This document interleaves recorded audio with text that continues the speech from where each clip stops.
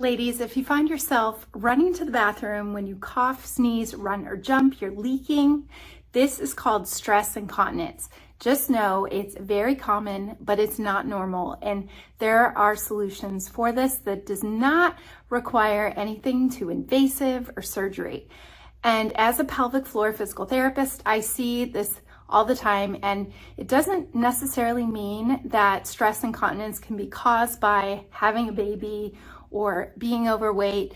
Those things can add to having stress incontinence at some point in your life, but many women who have never had kids struggle with this as well. So today we're going to talk about what is stress incontinence and why do you pee and leak yourself when you're coughing or sneezing. Because stress incontinence affects so many women, it's important to know that your pelvic floor muscles may be part of the culprit and why this is happening. And if you want to see what that means and what I'm talking about, you think of Kegel exercises or doing those exercises where you're really training the pelvic floor muscles because your bladder is in this space and your pelvic floor is at the bottom of your pelvis, supporting those pelvic organs.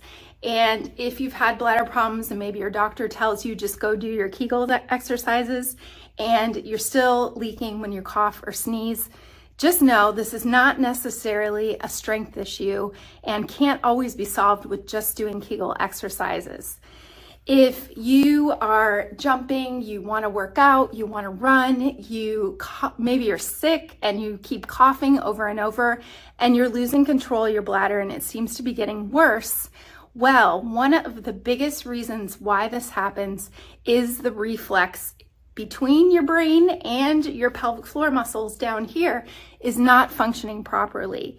What should happen is your pelvic floor muscles, they recoil and they constrict a little bit to support your bladder when you're doing anything that's providing more pressure against that area. So if you cough or sneeze and you're bearing down and putting more pressure into that abdominal cavity, therefore your pelvic floor muscles are going to do this rather than doing this and supporting it. So think of your pelvic floor like a trampoline. It has to constrict, but it also has to lengthen and let go. And when you have that forceful pressure into your abdominal cavity here, by coughing, sneezing, doing anything that's really pressing down on that area, you lose control. Can this be trained? Well, yes. It's actually a reflex that in normal functioning, you should be able to restrict and kind of protect that area by pulling in the pelvic floor to protect it from lengthening and letting go when you cough or sneeze or jump. So this is one of the things that we love to teach as pelvic floor physical therapists.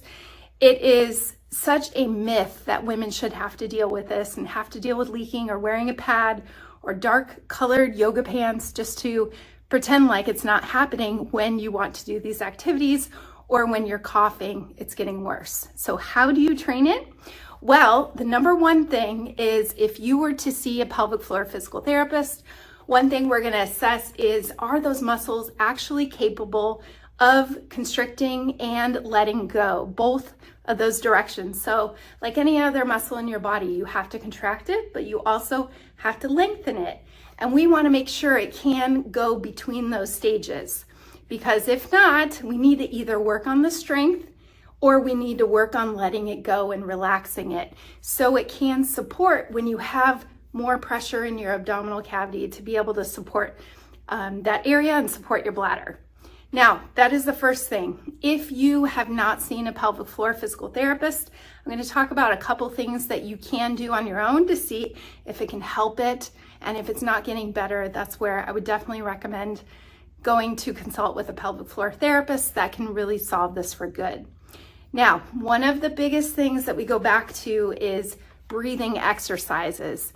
And this sounds very basic, very simple, but breathing exercises can truly be the key to get that reflex back in action so your pelvic floor muscles can do the work.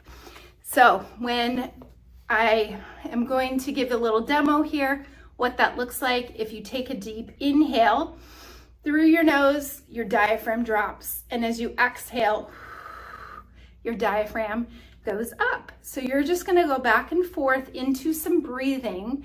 And you can go back after this video and watch my video on diaphragmatic breathing, what that looks like, because that can be truly helpful in just resetting your body so your brain can connect to your muscles better. So working on your inhale and exhale sounds very simple, but many people breathe from up here, not down here in their belly and through the rib cage. So we want that, and that's where using your breathing exercises, you can place your hand over your stomach or even around your ribs and make sure that you're getting your belly to rise and fall and getting that air into your abdominal cavity and down into your pelvis. That way, your muscles are gonna reset themselves and really recognize how to use your pelvic floor properly. So breathing would be the first step of working on those maybe 10, 20 times on your back with your knees bent, just connecting your brain to this area down here and really thinking of breathing into your lower abdominals and into your pelvis.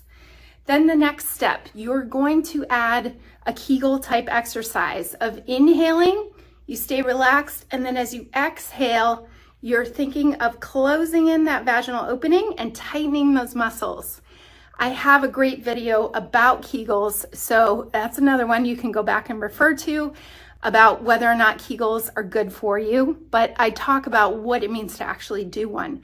So when you're syncing your breathing with your Kegel exercise, you're inhaling while your muscles are relaxed, and then you're exhaling and squeezing as they contract.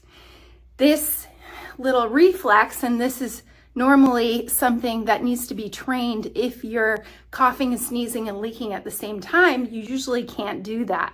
So going back to work on those, maybe take a few weeks to work on inhaling, relax, and then exhale, squeeze and do the Kegel, but you have to fully relax on your inhale.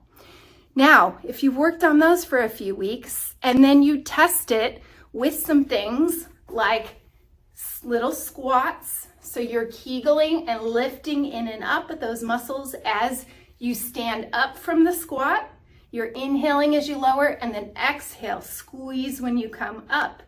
That is going to reset that reflex and also teach your body how to really connect to those muscles as you're moving around. Because coughing, sneezing is very specific and can be very forceful, you can train this as well. So you can think of that Kegel exercise and tightening those muscles and then do a little fake cough. Do you feel your belly kind of push into your fingertips here when you're coughing? Do you feel yourself like pushing outward rather than staying drawn in and tightening those muscles in as you're coughing? Can you control that? Many times people can't if they're having this issue over and over with coughing and sneezing, that they're just pushing out into their abdominals or they're pushing down into their pelvic floor and they can't have that control. So that's something that you could train. And this, any type of reflex we're trying to train and retrain your body takes time. It may take 2 to 3 weeks, but you're doing it consistently because consistency over time is really going to make a difference. So to solve coughing and not leaking at the same time can be very frustrating. But number one, go see a pelvic floor physical therapist. Number two, work on some breathing exercises like I mentioned. And number three, the breathing with the Kegel exercise and the movement is going to be able to set those muscles up for success to train them what they need to do. Now, then number four, I mentioned training that reflex by tightening the muscles and doing a little cough at the same time while you try to keep those muscles tense and tight. Now, those 4 things are really helpful to stop leaking when you're coughing or sneezing. And I hope you found something helpful in this video. If you want to learn more about these frustrating pelvic issues that women have to deal with over their life and ways to help solve it on your own or get some guidance and tips, I've got some great videos on this channel. So hit the subscribe button to learn more. Now, are you doing any of these? Are you having this problem Well, comment below, let me know. I love to answer questions all around pelvic floor issues and how women can really succeed in their health and just feel better in their own skin. So thank you so much for watching.